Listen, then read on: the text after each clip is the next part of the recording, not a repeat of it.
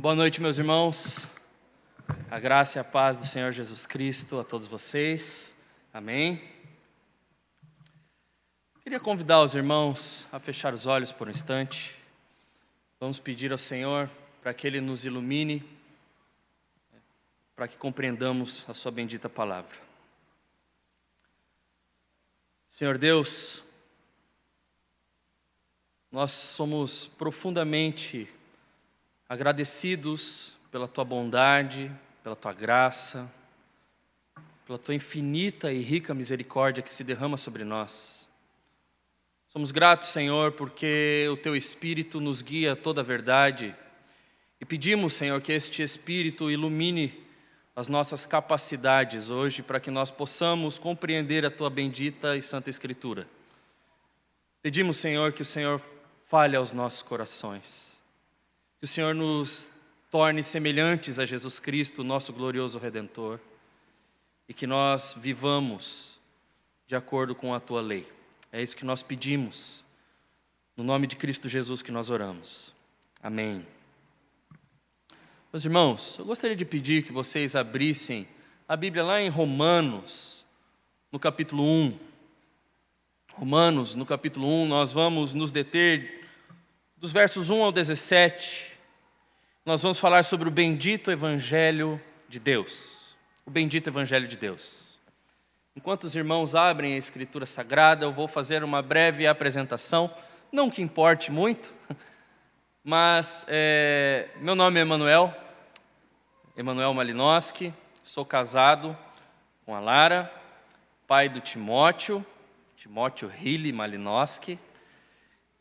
Somos casados há 8 anos, eu venho trabalhando com plantação de igreja no Rio Grande do Sul, tem 4 anos, eu era pastor de uma outra denominação, por questões bem complexas e difíceis, compreendi que o Senhor estava me chamando para plantar uma igreja reformada, confessional, alicerçada na fé histórica, então iniciamos a plantação da igreja em reforma, no período de pandemia, no meio de uma pandemia, na capital menos evangelizada desse país. A situação de Porto Alegre hoje é deprimente. Nós temos menos de 7% de cristãos na capital do Rio Grande do Sul. Mas o Senhor nos levou até lá e cremos que o nosso bendito Deus é poderoso e que não há resistências diante do puro Evangelho de Cristo sendo pregado. Então, estamos nesse empreendimento, nos lançamos nesse desafio. O Senhor tem sido muito bom conosco. Eu senti muita falta da minha igreja hoje pela manhã, sendo bem sincero, eu amo muito estar com os meus irmãos, mas é uma graça estar com vocês. Espero que o Senhor me dê a graça de ser usado como instrumento dEle nessa noite. Confesso que é um pouco complicado assumir essa tribuna depois de 2 dias ouvindo o reverendo Leandro Lima. A responsabilidade fica um pouco alta, mas o Senhor Deus, Ele é poderoso. Ele usa esses vasos de barro, mas o tesouro precioso do Evangelho é contido dentro dessa carcaça não tão bonita. Amém, irmãos? Vamos à leitura da Sagrada Escritura? Assim diz a palavra de Deus. Paulo, servo de Jesus Cristo, chamado para ser apóstolo, separado para o Evangelho de Deus, que Ele antes havia prometido pelos profetas nas Santas Escrituras, acerca de seu Filho, que humanamente nasceu da descendência de Davi, e com poder foi declarado Filho de Deus, segundo o Espírito de Santidade, pela ressurreição dentre os mortos, Jesus Cristo, o nosso Senhor. Por meio dele, recebemos graça e apostolado por causa do seu nome, a fim de conduzir todos os gentios para a obediência da fé, entre os quais também sois chamados para ser de Jesus Cristo. A todos os que estáis em Roma, amados de Deus, chamados para ser de santos, graça e paz a vós, da parte de Deus, nosso Pai, e do Senhor Jesus Cristo. Em primeiro lugar, dou graças ao meu Deus, por intermédio de Jesus Cristo, por todos vós, pois a vossa fé é anunciada em todo o mundo. Porque Deus, a quem sirvo em meu espírito, no evangelho de seu Filho, é minha testemunha de como sempre vos menciono, pedindo constantemente em minhas orações, que agora, de algum modo, pela vontade de Deus, haja boa ocasião para visitar-vos. Porque desejo muito ver-vos para compartilhar convosco algum dom espiritual, a fim de que sejais fortalecidos. Isto é, para que juntamente convosco eu seja encorajado pela fé mútua, vossa e minha. Irmãos, não quero que ignoreis que muitas vezes planejei visitar-vos, mas até agora tenho sido impedido, para conseguir algum fruto entre vós, como também entre os demais gentios. Sou devedor tanto a gregos como a bárbaros, tanto a sábios como a ignorantes. De modo que, no que depender de mim, estou pronto para anunciar o evangelho também a vós que estáis em Roma. Porque não me envergonho do evangelho, pois é o poder de Deus para a salvação de todo aquele que crê, primeiro do judeu e também do grego. Pois a justiça de Deus se revela no evangelho de fé em fé, como está escrito: o justo viverá pela fé. O apóstolo Paulo escreve essa carta aos Romanos quando ele estava na cidade de Corinto.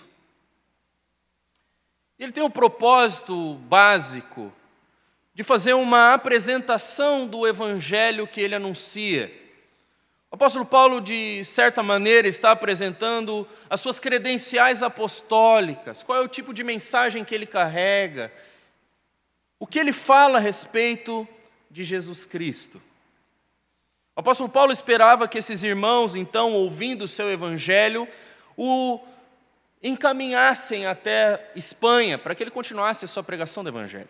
Nós sabemos que, infelizmente, o apóstolo Paulo não chegou à Espanha. Ele foi decapitado na cidade de Roma. Mas ele tinha esse propósito. O propósito do apóstolo Paulo era apresentar-lhes o evangelho, o bendito evangelho de Deus. E é interessantíssimo, meus irmãos, que o apóstolo Paulo ele faz uma apresentação aqui em Romanos, dos versos 1 a 7, da sua pessoa, uma saudação a essa igreja, um pouco diferente de todas as saudações que ele faz em suas cartas. Essa saudação é um pouco mais apurada, é uma saudação um pouco mais extensa, ele tem intenções na medida que ele escreve. Eu diria que os versos 1 até o verso 17 dessa carta de Paulo aos Romanos tem como intenção sintetizar ou sumarizar o bendito evangelho de Deus.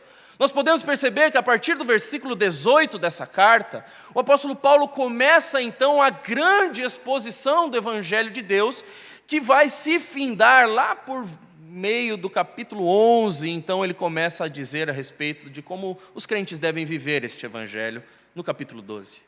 Mas ele começa no versículo 18 falando a respeito da ira de Deus que se manifesta aos homens que sucumbem à verdade, suprimem a verdade pela injustiça humana. Então o apóstolo Paulo começa em grandes e circulares argumentações a apresentar este evangelho, de maneira que a carta aos Romanos tem sido uma das cartas mais importantes em toda a história do cristianismo.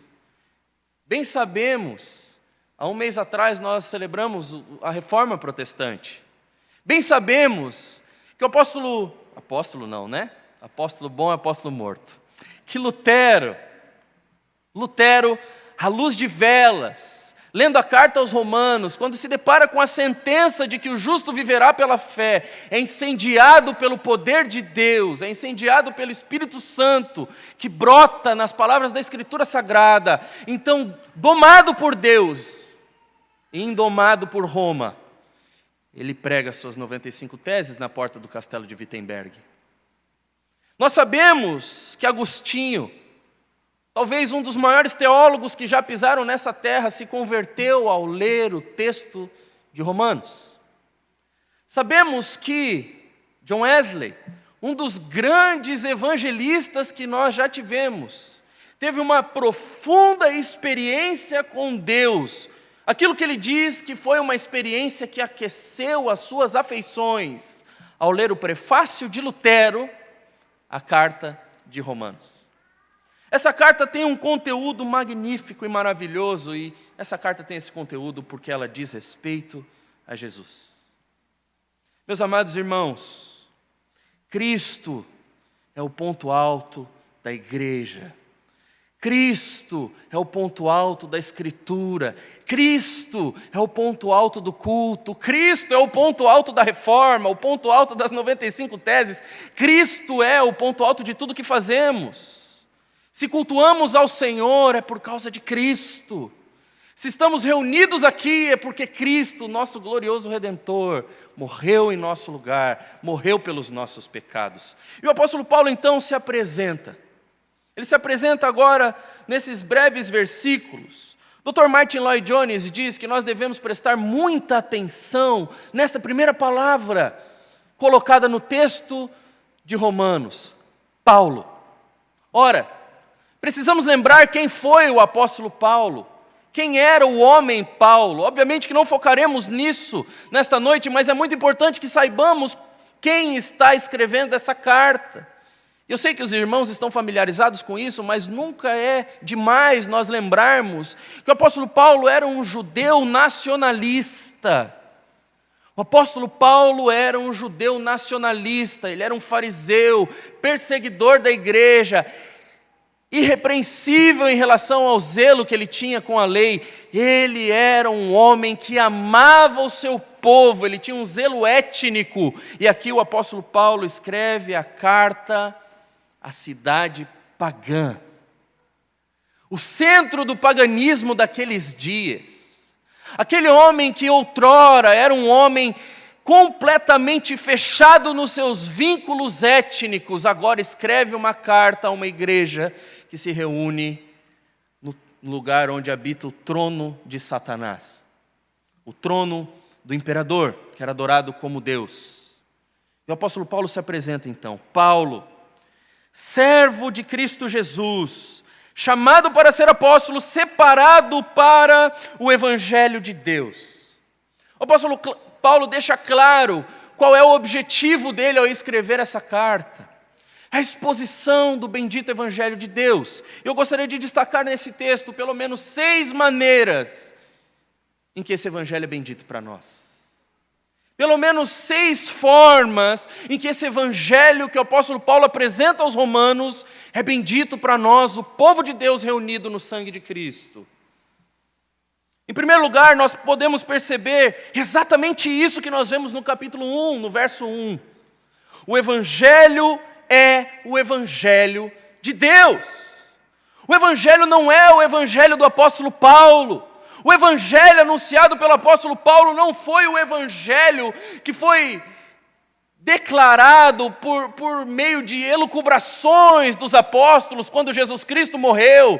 Não foi um concílio que decretou este evangelho, não. O que o apóstolo Paulo tem o desejo de expressar a estes irmãos é que este evangelho que ele anuncia é o evangelho de Deus, é o evangelho divino, é o evangelho que vem da parte do Senhor, é o evangelho que vem da parte de Deus. E meus amados irmãos, nós precisamos entender que esse versículo 1 está no genitivo no texto original. Isso significa que traz a ideia de possuir. Então, Paulo é de Deus e o evangelho é de Deus.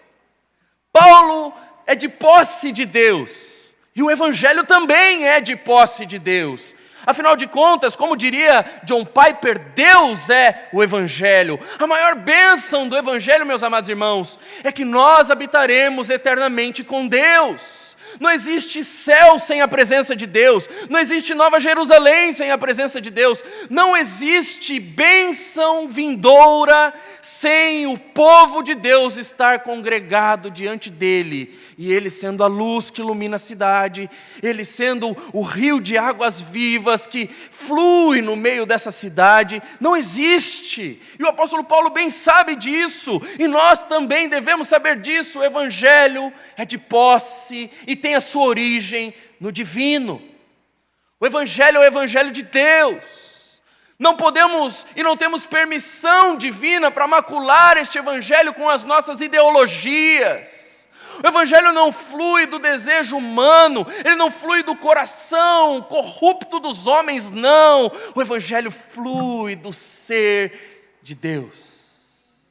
O Evangelho flui do ser de Deus, e o apóstolo Paulo deixa isso claro, aqui nesse versículo 1, este Evangelho é de posse divina, não foram as filosofias gregas que moldaram o pensamento dos apóstolos, não foram, este Evangelho é prometido, segundo o apóstolo Paulo diz no versículo 2, ele antes havia prometido pelos seus profetas nas Santas Escrituras, e este Evangelho não é acerca dos homens, mas é acerca de Jesus Cristo que nasceu da descendência de Davi. Não, o Evangelho não é coisa nova, não, nós cremos no antigo Evangelho, nas antigas doutrinas pregadas pelos patriarcas, pregadas por Moisés, pregadas pelos profetas, nós cremos no Evangelho antigo, e há quem diga que ele deve ser atualizado, mas nós rejeitamos todas as ideias de atualização do Evangelho, porque o bendito Evangelho não é uma ideia nova nem para o apóstolo Paulo, não é uma ideia nova nem para aquele povo que vivia no primeiro século, meus amados irmãos. O Evangelho de Deus é anunciado por toda a Escritura, a beleza do Evangelho brilha em cada página desse bendito livro que temos à nossa disposição. O Evangelho foi prometido nas Sagradas Escrituras, na Santa Escritura de Deus. E esse Evangelho de Deus é exposto nessa Sagrada Escritura. Meu amado irmão, não existe Evangelho sem Bíblia. Não existe Evangelho sem Escritura. Não existe.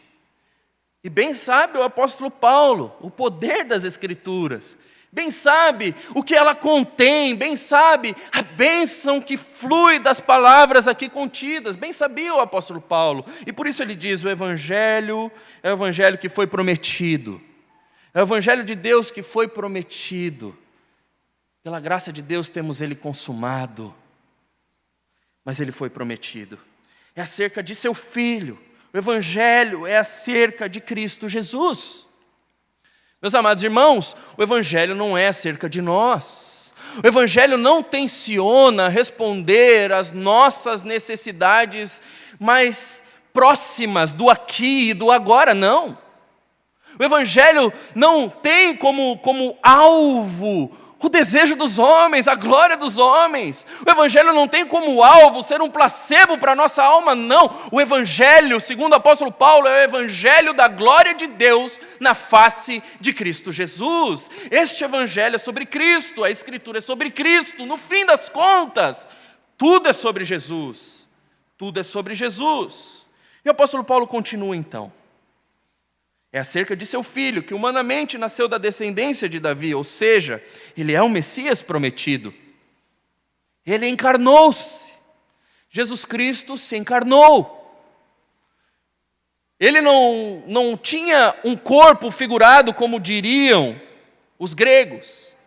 Ele não teria um corpo figurado, como diriam os gnósticos. Não, Cristo encarnou-se. Ele veio na carne.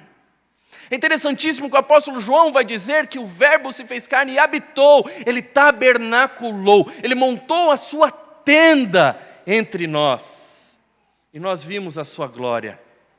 Nós vimos a sua glória, lembrando o autor aos Hebreus, ele é o resplendor da glória do Pai, e a expressão exata do seu ser. Nós vimos a glória do Filho de Deus. O apóstolo Paulo bem sabia disso. Este evangelho é acerca do Filho, que nasceu segundo a carne, que encarnou-se dentro da descendência de Davi, e com poder foi declarado Filho de Deus segundo o Espírito da Santidade, pela ressurreição dos mortos, Jesus Cristo, o nosso Senhor. Meus amados irmãos, há um sumário básico do Evangelho. Cristo encarnou-se, ele veio, em primeiro lugar, Cristo vem da parte de Deus. O Evangelho vem da parte de Deus na pessoa de Cristo, encarnada, morta, ressurreta, e que ascendeu e está à direita de Deus Pai. É isso que o apóstolo Paulo está falando nesses 4 primeiros versículos aqui. Ele ocupa a posição de Cristo, o nosso Kyrios, o nosso Senhor. Aqueles irmãos entenderiam isso perfeitamente. Eles estavam na cidade do Quírios, eles estavam dentro do império do Quírios romano. Mas Paulo diz, não, aquele que encarnou-se, aquele que viveu, aquele que morreu, ressuscitou e ascendeu, este é o nosso Senhor, este é o nosso Quírios, este é o nosso Quírios. Verso 5, nós vemos o segundo ponto que eu gostaria de expor aos irmãos. Segunda maneira como o Evangelho de Deus é o bendito Evangelho da igreja. O apóstolo Paulo demonstra para nós o alcance deste Evangelho. Veja, por meio dele, de Cristo, recebemos graça e apostolado. Paulo está falando a respeito de algo que Cristo fez por ele aqui. E ele segue, por causa do seu nome. Paulo foi abençoado, recebeu graça, recebeu uma função, não porque Paulo era bom, não porque Paulo tinha nobre nascimento, não porque Paulo era versado nas filosofias daquele tempo e um ótimo mestre da lei judaica, não. Ele recebeu graça e apostolado pelo nome de Cristo, pelo nome de Cristo, para um fim, a fim de conduzir todos os gentios para a obediência da fé. O apóstolo Paulo está falando aqui a respeito do alcance do Evangelho. Este Evangelho de Deus, este Evangelho bendito que vem da parte de Deus, tem um alcance, meus amados irmãos, e este alcance é universal. É gente de toda tribo, é gente de toda língua, é gente de toda raça, de toda nação. É isso que o apóstolo Paulo está querendo dizer, levar todos os gentios, ou seja, todos aqueles que estão fora do arraial da aliança, agora são alcançados pelo Evangelho de Cristo, são alcançados pelo sacrifício vicário de Cristo. Agora o povo de aliança não está mais restrito a um povo étnico, não. Agora todos os povos são chamados a se dobrar diante do Rei da Glória. Todos os homens são chamados a viver aliançados com Cristo, identificados com sua morte e ressurreição. É isso que o apóstolo Paulo está falando. E é interessantíssimo, lembrando o patriota Paulo, lembrando o nacionalista Paulo, que ele fale a respeito dessas coisas na apresentação do seu evangelho. Meus irmãos, eu sou joinvilense, nasci e cresci nessa cidade com a graça do Senhor Jesus Cristo. Mudei para o Rio Grande do Sul 4 anos atrás, e a primeira experiência com o povo gaúcho que eu tive foi logo na primeira semana. Eu fui a uma colação de grau. Um irmão, a gente estava começando a plantação, um dos irmãos estava se formando na faculdade, e fui à colação de grau, e eles cantam 2 hinos. Eles cantam o hino nacional e o hino do Rio Grande do Sul. No hino nacional eu não ouvi quase ninguém cantando. Quando começou o hino do Rio Grande do Sul, eu pensei que ia tremer as bases do templo. Eu pensei que ia tremer as bases do prédio. Aquele povo cantava com força, com vigor. Eles acreditavam naquilo que eles estavam cantando. E o refrão do hino do Rio Grande do Sul é: sirvam nossas façanhas de modelo a toda a terra. Eles são judeus. Eles são judeus. Os judeus eram assim. Sirvam nossas façanhas de modelo a toda a terra. Este é o pensamento judeu, nós somos o povo eleito. Você tem que pensar que o apóstolo Paulo está lidando aqui, nessa carta aos Romanos, com alguns tipos de pessoa. Ele lida com o gentil piedoso, ele lida com o judeu piedoso, e ele lida com o judeu meritocrata. Então existia dentro desses irmãos, a gente percebe isso no capítulo 2, aqueles judeus que achavam que por serem judeus eram melhores do que os outros, que eles podiam repreender os outros, mesmo que eles não praticassem as obras que eles repreendiam nos outros. E o apóstolo Paulo é duro com eles em relação a isso no capítulo 2. Mas o apóstolo Paulo está falando aqui, olha, as suas façanhas não serviram de nada. A façanha que fez com que todas as coisas fossem diferentes foi a façanha de um único homem, chamado Jesus Cristo. Esta façanha deve servir de modelo a toda a terra. É esta façanha que deve servir de modelo para o povo de Deus. Esta é a façanha que nós nos gloriamos, como diria o apóstolo Paulo: quanto a mim, eu não me gloriarei em nada, a não ser na cruz do nosso Senhor Jesus Cristo, porque nela eu fui crucificado para o mundo, e o mundo foi crucificado para mim. Ora, nós temos o alvo, meus amados irmãos, nas nossas missões, e o alvo é o mundo inteiro. E nós sabemos, pela graça eletiva de Deus, que qualquer buraco que nós nos enfiarmos para pegar o Evangelho, lá o Senhor tem os seus eleitos. Lá o Senhor tem os seus eleitos, seja no meio dos aborígenes, seja no meio da tribo dos Aucas, como Jim Elliot se lançou na missão, seja onde for, vale a pena morrer por Cristo, porque lá o Senhor tem os seus eleitos. E o apóstolo Paulo bem sabia disso, o alcance do Evangelho é universal. Meu amado irmão, o Evangelho não vai alcançar somente presbiterianos, não vai alcançar somente pentecostais, não, o Evangelho vai alcançar todo tipo de gente. O Evangelho vai alcançar todo tipo de gente, e nós temos a missão de proclamar este bendito Evangelho a todo tipo de gente. Não é só gente polida, não é só gente bonitinha, não é só gente que cumpre as exigências do nosso querer. Afinal de contas, foram os rejeitados, os excluídos, aqueles que nada são, que Deus escolheu para fazer um espetáculo nesse mundo, formando a sua bendita igreja. É só lembrarmos quem nós éramos antes de Cristo nos alcançar. É só você fazer um inventário da sua vida. Você bem sabe quem você era. Você bem sabe o estado que o pecado deixou a cada um de nós. Cada um de nós, alto, baixo, gordo, tanto faz, branco, negro, pardo, índio, todos nós fomos feridos de morte pelo pecado, mas Cristo Jesus no bendito Evangelho nos salvou. O alcance do Evangelho é universal. O Evangelho agora, meus amados irmãos, como no tempo dos apóstolos, não era um Evangelho de gueto, não era um Evangelho de classes, não era um Evangelho étnico, não. Nós precisamos nos livrar disso se quisermos cumprir com a missão de Deus. Se nós quisermos honrar a Deus pregando o Evangelho, nós precisamos pregar. Nós precisamos pregar a todo tipo de gente, a todo tipo de gente. Se nós queremos assumir algum tipo de compromisso com as missões mundiais, com missões locais, eu faço um apelo aqui aos irmãos. Quando forem plantar igrejas, pense no interior do Rio Grande do Sul, nós temos pelo menos 15 cidades sem uma única igreja cristã.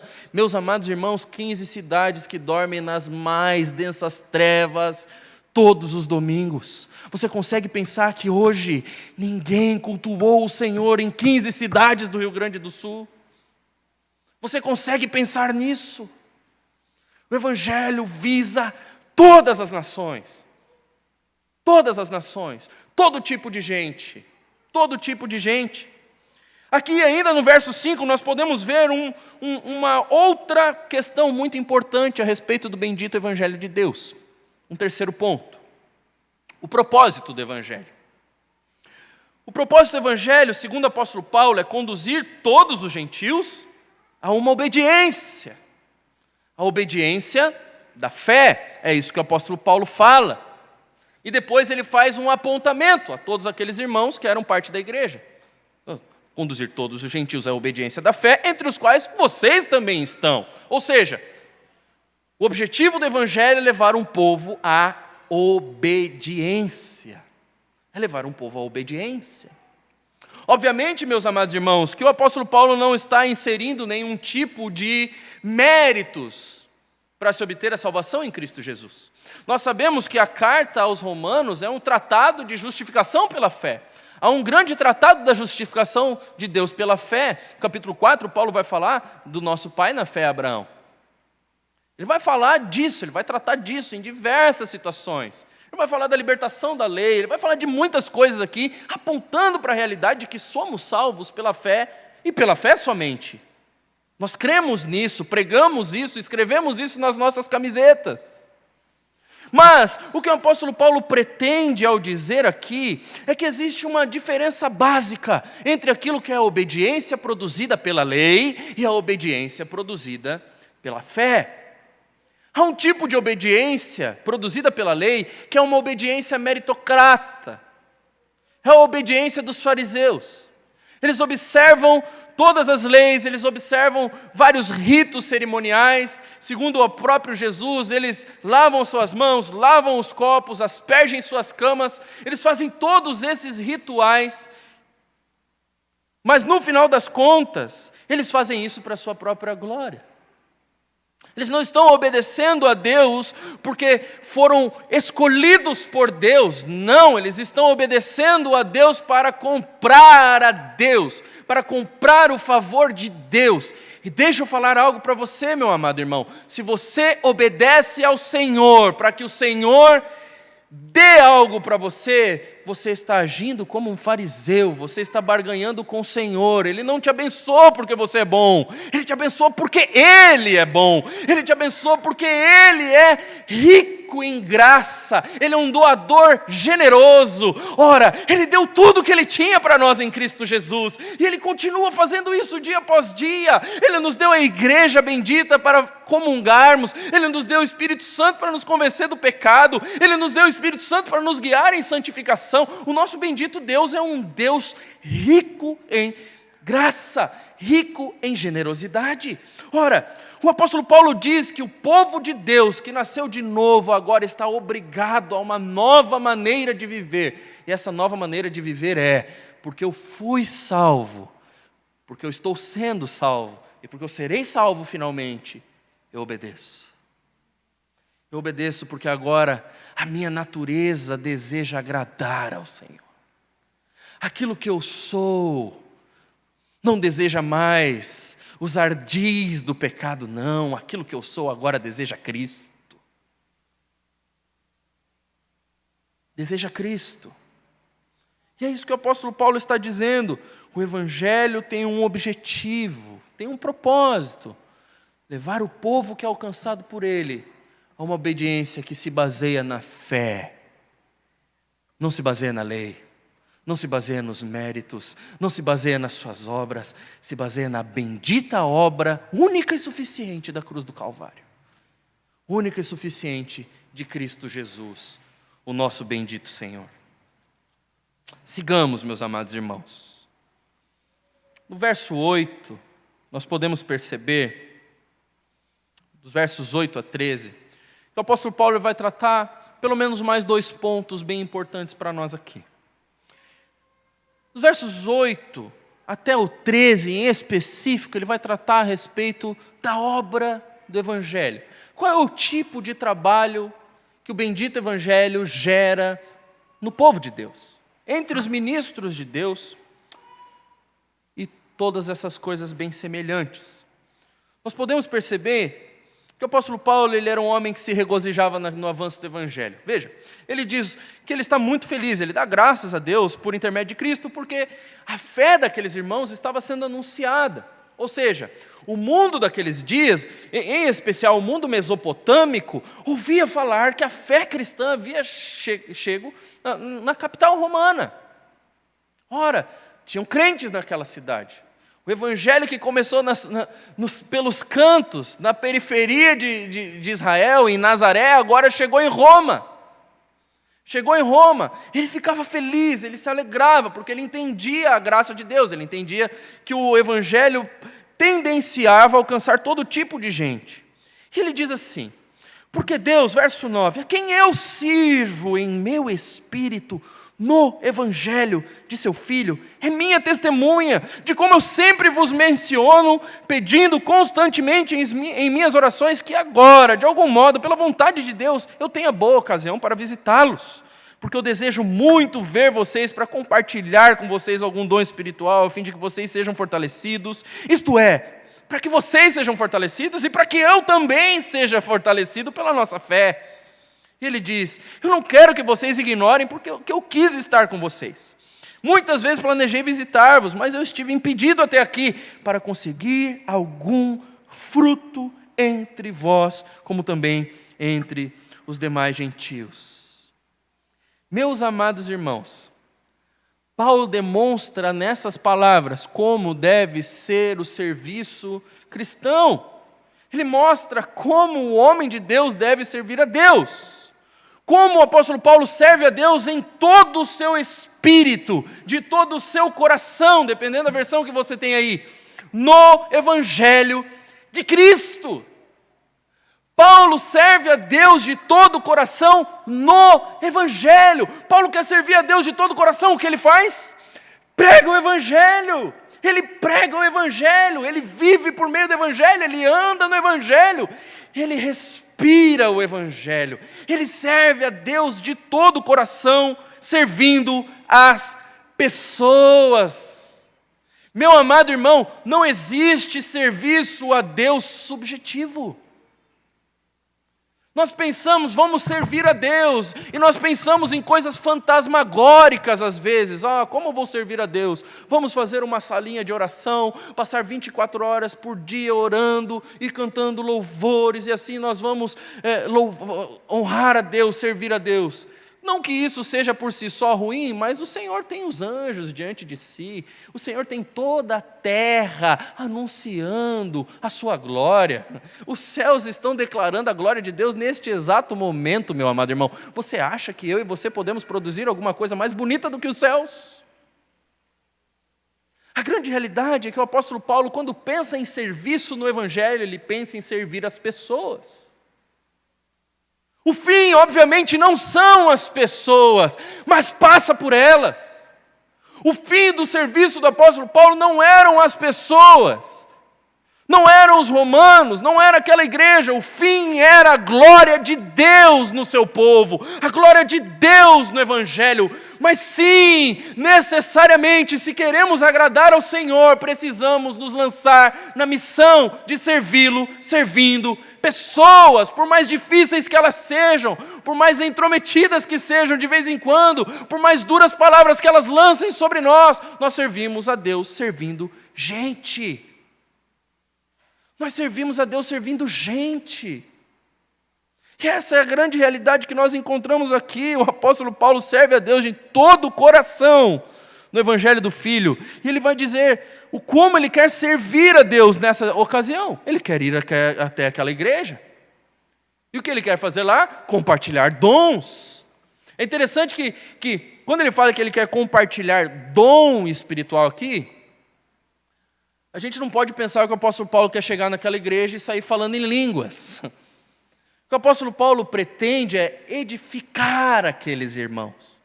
Ele quer compartilhar aquilo que Deus tem dado a ele, para aqueles irmãos, para que a fé deles seja edificada, para que eles sejam encorajados. Meus amados irmãos, você tem que pensar que esses irmãos estavam na iminência da morte. Todos eles, Paulo, os romanos, os colossenses, os filipenses, eles estavam em vistas da morte. Eles estavam em vistas da morte, muito ao contrário de nós.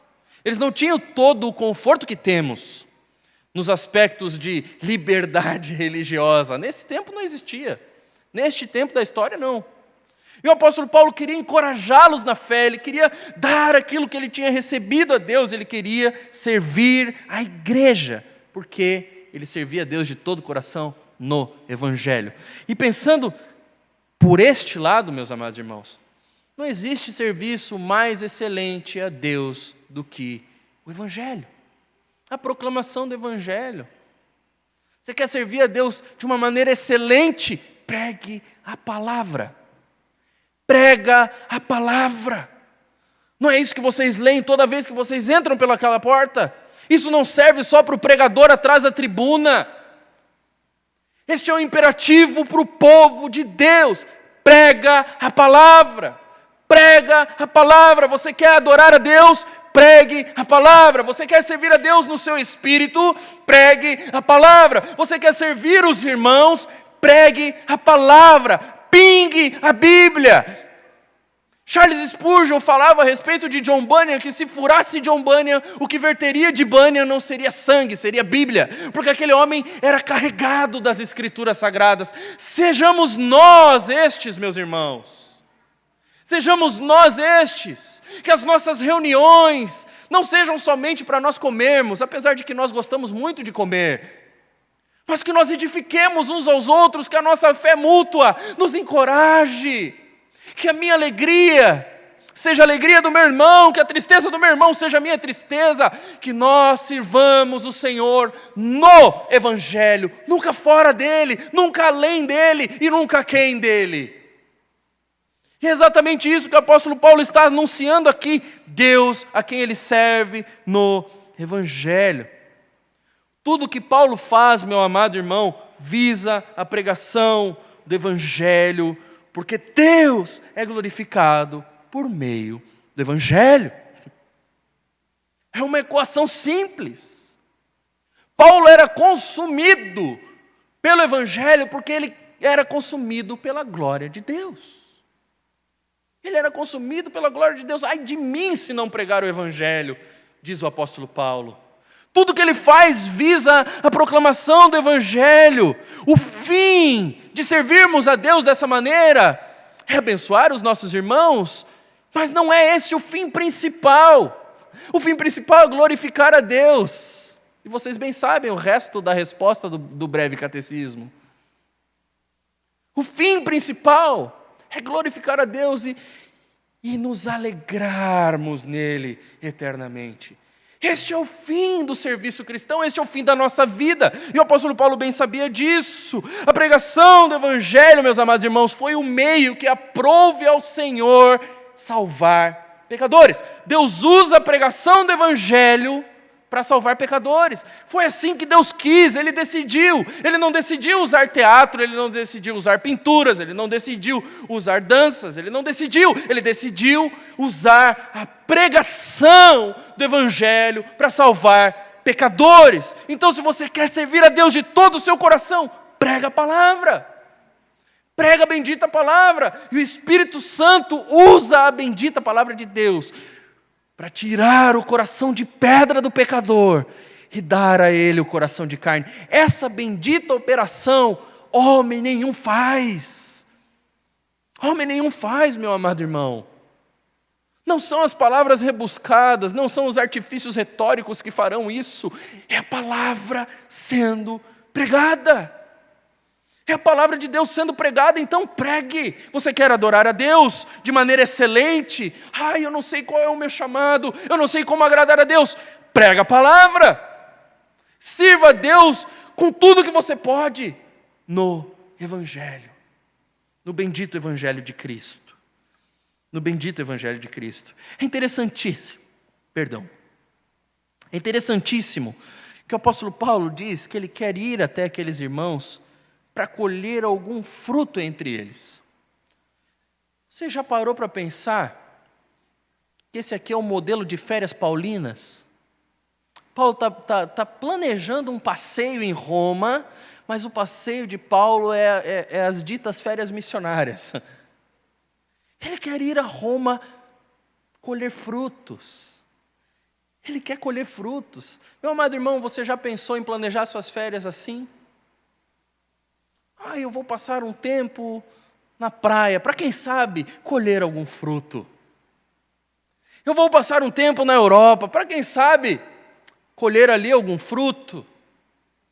Eu vou, para quem gosta de mato, eu vou lá para o meio do mato, para quem sabe colher algum fruto. Ora, era este o desejo constante do apóstolo Paulo. Era este o desejo constante do apóstolo Paulo. Você tem noção, meu amado irmão, que este devia ser o nosso modelo? Alguém pode me dar um copo de água, por favor? Este deveria ser o nosso modelo. Este deveria ser o padrão de todo o povo de Deus. Todo o povo de Deus. Meus amados, o Evangelho é o mesmo. Cristo é o mesmo. O Espírito que habitava estes irmãos é o mesmo. A bendita Escritura Sagrada é a mesma. Quem não são os mesmos somos nós. Nós não somos cristãos deste calibre, infelizmente. Que o Senhor tenha piedade de nós. Que o Senhor tenha piedade do seu povo que pensa demais em si mesmo. Que o Senhor tenha piedade do seu povo, que se embriagou com as benécias deste mundo, como diria o Leandro Lima, com o povo nicolaíta. Nós nos embriagamos com os confortos que este mundo nos oferece e esquecemos de que há uma forma de servir a Deus. E o Evangelho é a obra da bendita Igreja de Cristo. A obra da Igreja de Cristo, meu amado irmão, não é ação social. Não. A obra que nós temos para fazer não é uma obra de minorias, não é uma obra de missão integral. A nossa obra é uma obra do Evangelho. É a obra do Evangelho. Não é. A gente fica bolando maneiras e maneiras quando a gente precisa voltar para aquilo que é essencial. Muito obrigado, meu irmão.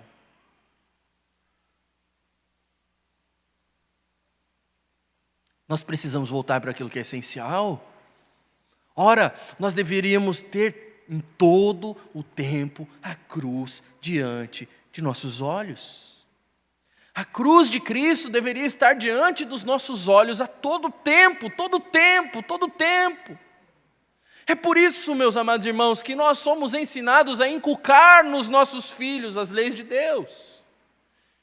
No caminho, quando senta, quando levanta, por onde for, amarra no braço, escreve na testa, não sei, picha o quarto do seu filho, canetão, vai lá, escreve as leis, desenha uma cruz lá e faz com que toda hora que ele levante da cama, ele se depare com a cruz de Cristo, mas faça alguma coisa por você, meu amado irmão. Se a visão da cruz de Cristo não te leva a viver um cristianismo radical, faça algo, peça ajuda, chore, se descabele, mas não fique como você está. Não fique. O apóstolo Paulo segue. Verso 14, 15, nós vemos ainda uma outra questão do bendito Evangelho de Deus. O bendito Evangelho de Deus é uma dívida. Obviamente, meus amados irmãos, que os nossos pecados foram pagos. Obviamente que não há dívida mais para ser acertada diante dos tribunais celestes. Nós sabemos disso. Mas o apóstolo Paulo se sentia devedor. Ora, nós estamos falando, meus amados irmãos, do homem que mais plantou igrejas que nós conhecemos. Ele pessoalmente plantou muitas igrejas. Ele trabalhou, ele foi açoitado, ele naufragou, ele foi apedrejado, ele foi esbofeteado, ou seja, foi esmurrado, batiam nele, ele foi rejeitado, ele foi traído pelos seus amigos, ele trabalhou incansavelmente na seara de Deus, e ele, olhando para a realidade da sua vida, ele diz: eu sou devedor a judeus, eu sou devedor a gentios, eu sou devedor a este mundo por causa do Evangelho, eu sou devedor. Existem duas maneiras de sermos devedores. Nós podemos ser devedores por não pagar uma dívida. Eu pego o dinheiro emprestado do Tiago e não pago, ou seja, eu sou um devedor. Mas existe uma outra maneira de sermos devedores. O Tiago me passa um valor de 100 mil reais. Amém, irmão? Só que esse valor não é para mim. Eu preciso repassar esse valor para outro irmão. Enquanto eu estou com o dinheiro do Tiago, eu sou devedor. Eu sou devedor do Tiago e eu sou devedor deste irmão. Quando o apóstolo Paulo fala sobre ser devedor aqui, é isso que ele tem em mente. Ele recebeu uma mensagem. Enquanto essa mensagem não é entregue, ele está em dívida. Nesse aspecto, meus amados irmãos, todos nós somos devedores. Todos nós somos devedores do Evangelho. Nós temos uma dívida. Há uma dívida imputada sobre todos aqueles que recebem a mensagem do Evangelho. E nós precisamos pagar, e você há de convir comigo, meu amado irmão. Em todo lugar do mundo, alguém que não paga dívidas é visto como alguém mau caráter. Em todo lugar do mundo, alguém que não paga dívidas é visto com um pé atrás. Talvez, para ser membro dessa igreja, se você tem um nome no SPC, no Serasa, você encontre problemas. Ora, nós somos devedores. Nós somos devedores. Assim como Paulo se sentia sendo rasgado pela missão, sendo destruído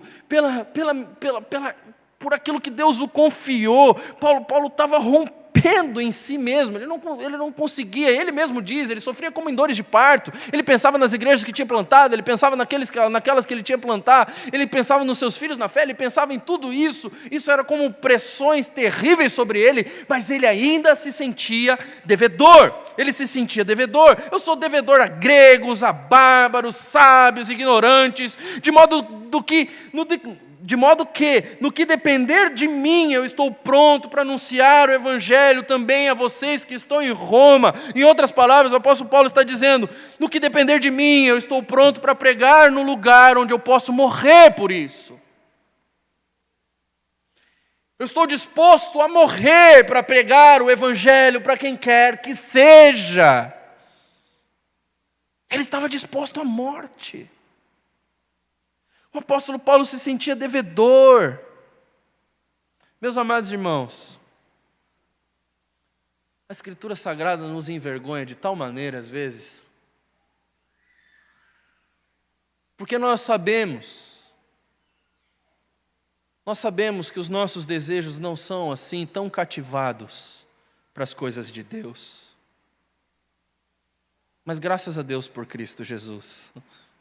Não fosse a graça de Cristo, nós estávamos perdidos. Nós estávamos completamente perdidos, porque quando nós olhamos aquilo que a Escritura nos mostra como um padrão de cristianismo, nós estamos tão aquém, nós estamos tão longe, nós estamos tão confortáveis da maneira como vivemos. Você já teve um nome sujo alguma vez na sua vida?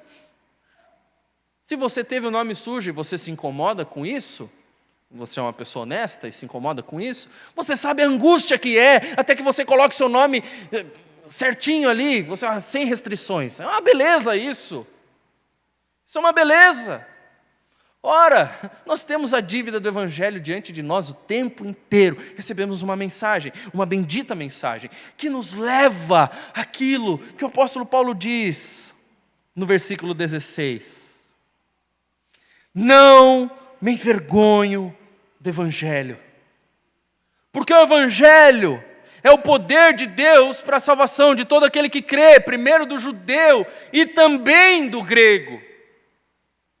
O apóstolo Paulo não tinha vergonha do Evangelho, porque ele sabia de fato o que era o Evangelho.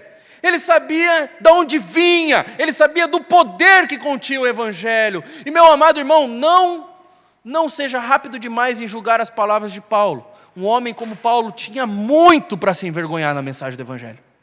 Muito. Muito mesmo. Ele era um cidadão romano. Ok?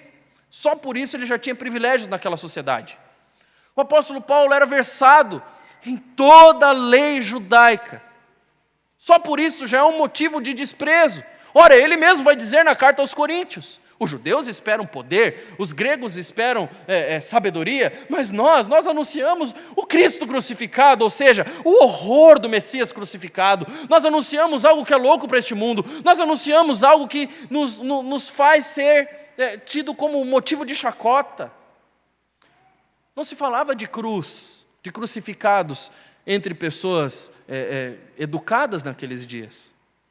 A cruz era reservada para os piores, dos piores e dos piores, para a escória. Homens educados não falavam sobre cruz. Um judeu que se preze não esperava um Messias crucificado. Um judeu que se preze esperava um Messias conquistador, afinal de contas, ele é descendente de Davi. Afinal de contas, quem foi Davi se não foi o maior rei conquistador da história de Israel? Ora, se ele vier, ele vai vir para reger as nações com cetro de ferro. Eles esperavam um reino terreno, eles esperavam uma manifestação terrena do Messias de Deus. Havia muito no Evangelho que envergonhasse o apóstolo Paulo, mas quando ele olha para os atos redentores de Deus na cruz, a única posição possível era dizer: eu não me envergonho do Evangelho. Quando o apóstolo Paulo compreende em si mesmo e na igreja de Deus aquilo que o Evangelho faz, ele diz: eu não me envergonho do Evangelho, ele é o poder de Deus para a salvação, é isto que o Evangelho é isto que o Evangelho é. O apóstolo Paulo tinha muito para se envergonhar, mas ele vence a tentação que ronda todo discípulo, meus amados irmãos.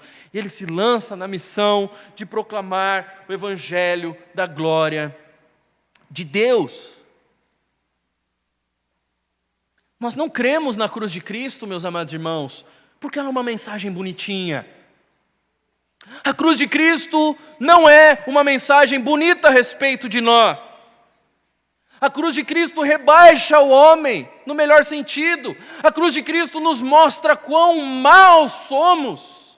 Ora, é só você lembrar por um instante do Getsemane, o nosso glorioso Redentor em angústia e agonia, suando gotas de sangue, clamando ao Pai, para que o Pai apartasse dele aquele cálice. O nosso glorioso Redentor, meus amados irmãos, não estava com medo dos romanos, ele não estava com medo dos açoites, ele não estava com medo das lacerações do seu corpo. O que causava horror a Cristo Jesus era o meu e o seu pecado sendo colocado sobre ele, sendo derramado sobre ele, a ira bendita de Deus sobre os pecadores. Era isso que horrorizava o nosso glorioso Redentor. Então, não, a cruz não é uma mensagem bonitinha, não. A cruz não é uma mensagem bela sobre nós, mas é uma mensagem bela sobre Deus. É uma mensagem gloriosa sobre um Deus que salva pecadores pela graça.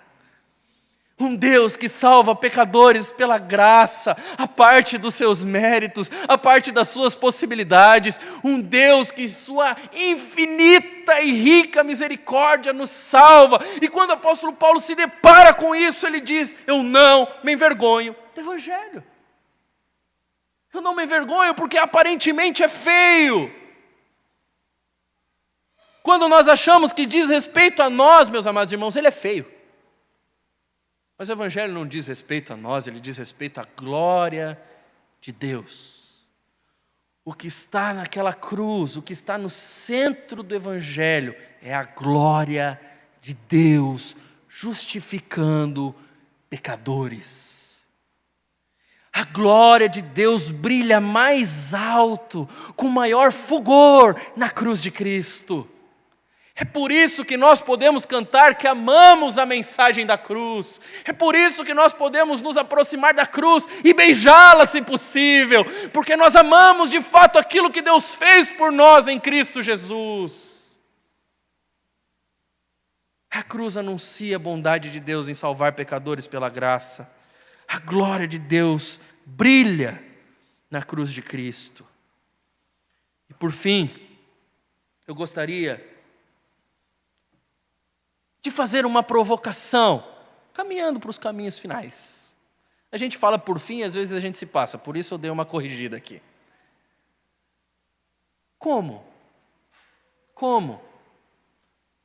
nós, que fomos alcançados por esse sacrifício, que provamos do dom celestial, que provamos da salvação em Cristo Jesus, que participamos da mesa bendita do Senhor, como nós, que fomos colocados debaixo da aliança que Deus fez com o seu povo, como nós, que fomos salvos por Deus, quando estávamos desesperadamente perdidos, quando estávamos mortos em nossos delitos e pecados, como nós podemos ter vergonha de pregar o Evangelho? Como você pode ter vergonha de pregar o Evangelho no seu trabalho? Ah, que eu estou trabalhando. Hã? Como assim? Eu não me envergonho do Evangelho. Como nós podemos ter vergonha? Como? Como você pode ter vergonha? Como você tem vergonha daquela que é a mensagem mais bendita que toda a humanidade pode ouvir? Como você pode ter vergonha daquela que é a mensagem que deve ecoar por toda a eternidade? Deus salva pecadores. Como você pode se envergonhar desta bendita mensagem, meu amado irmão? Não faz sentido. Não faz sentido que um povo tão amado como o povo de Deus tenha vergonha dele. Não faz sentido ter vergonha da cruz de Cristo. Não faz sentido. Nenhum sentido. Porque ela é o poder de Deus para a salvação de todo aquele que crê. A cruz de Cristo revela muito mais do que aquilo que nós podemos ver em primeira mão. Nós podíamos passar as nossas vidas inteiras pregando sermões sobre a cruz de Cristo. Afinal de contas, quando um pregador não fala sobre a cruz, ele não pregou um sermão cristão. Ele pregou qualquer outra coisa, mas não um sermão cristão. E o apóstolo Paulo, então, nós fechamos com as palavras do apóstolo Paulo no versículo 17. E ele diz assim: pois a justiça de Deus se revela no evangelho de fé em fé. Como está escrito, o justo viverá pela fé. Ou o justo pela fé viverá. Texto de Abacuque.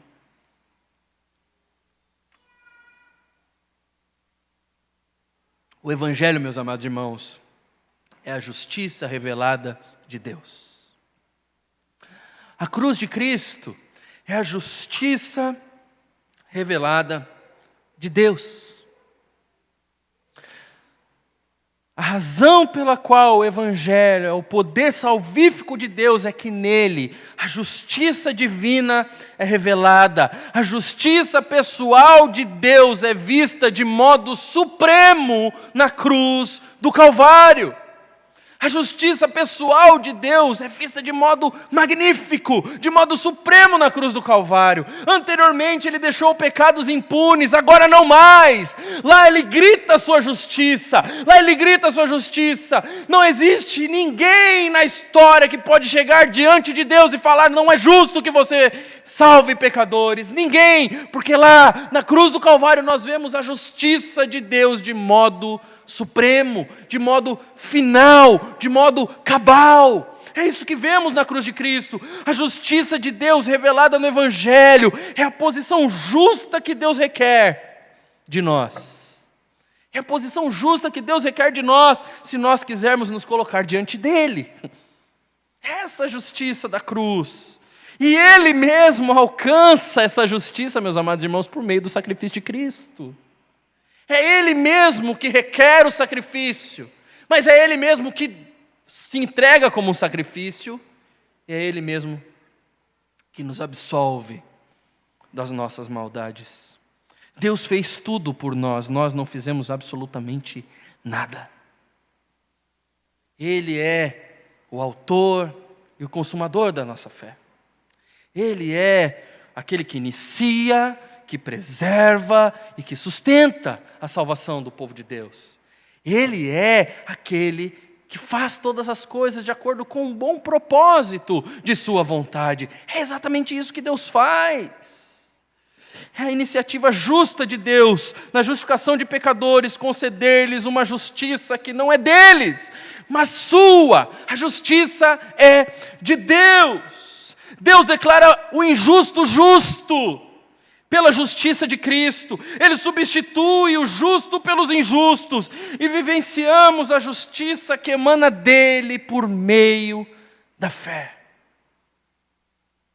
Diante disso, meus caros irmãos, parafraseando Charles Haddon Spurgeon, eu suplico a vocês, pelos seus cravos, empenhem todos os seus pensamentos na obra de Cristo. Pelas suas mãos perfuradas, trabalhem para a sua glória.